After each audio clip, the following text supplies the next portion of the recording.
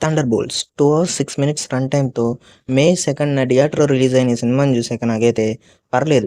Okay feeling కలిగించింది. Endgame తర్వాత Marvel movies అన్నీ గూడా ఏదో అలా అలా ఉన్నాయి తప్పించి ఏది కూడా హై ఇచ్చే ఫీలింగ్ కలిగించే మూవీ ఏ ఒక్కటి పడలేదు. ఒక్క 'లోకి' సీజన్స్ తప్ప ఇంకేమీ అనిపియలేదు నాకైతే.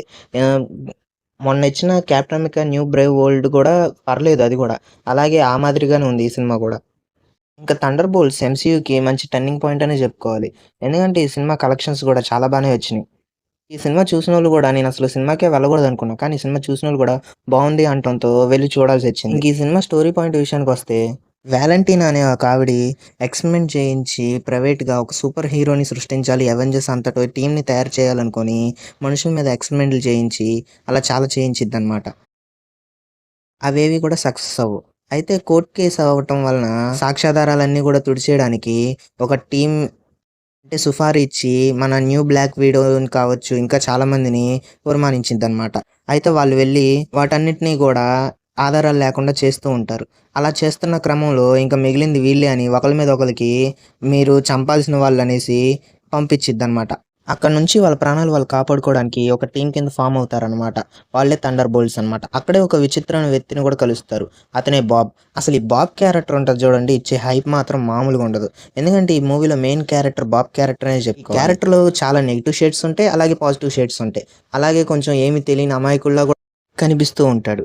అయితే ఈ సినిమాలో అందరి ఒక జీవితంలో జరిగిన వాళ్ళు చేసిన తప్పులు, వాళ్ళ పశ్చాత్తాపం, అలాగే వాళ్ళే ఒంటరిగా ఎలా ఫీల్ అవుతున్నారు, వాళ్ళ ఎమోషన్స్ కావచ్చు, ఇయన్నీ కూడా చాలా బాగా చూపిచ్చారు. ఒంటరితనం వలన మనిషి ఎలా తయారవుతాడు, తను ఏ పని చేస్తున్నాడో ఏంటో తెలియకుండానే చేస్తూ తన జీవితం గడుస్తూ ఉంటే ఎలా ఉంటది అనే విషయాల్ని కావచ్చు, ఆ ఎమోషన్ స్కోర్ పాయింట్స్‌ని కావచ్చు చాలా బాగా చూపిచ్చారని చెప్పుకోవాలి. ఈ సినిమాలో యాక్షన్ సీన్స్ విషయానికొస్తే అలా అలా ఉన్నాయి. లాస్ట్‌న పెద్ద యాక్షన్ సీనే పడిద్ది అనుకున్నా గానీ అంతేం పడలేదు. ఎమోషనల్‌గా కాస్త ముగిచ్చారని చెప్పుకోవాలి. చివరికి ఒంటరిగా ఫీల్ అవుతున్న వాళ్ళందరూ కూడా ఒక టీమ్ కింద ఫార్మ్ అయ్యి న్యూ అవెంజర్స్‌గా ఇంక post credits scene, end credits scene అంటారా?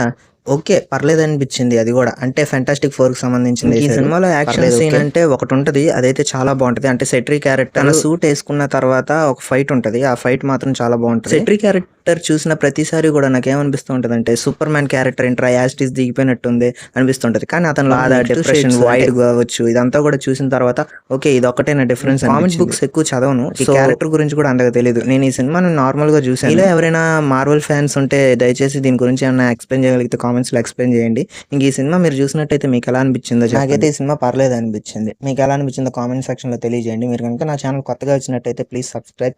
ఈ వీడియో నచ్చినట్టయితే లైక్ చేయండి. Thank you.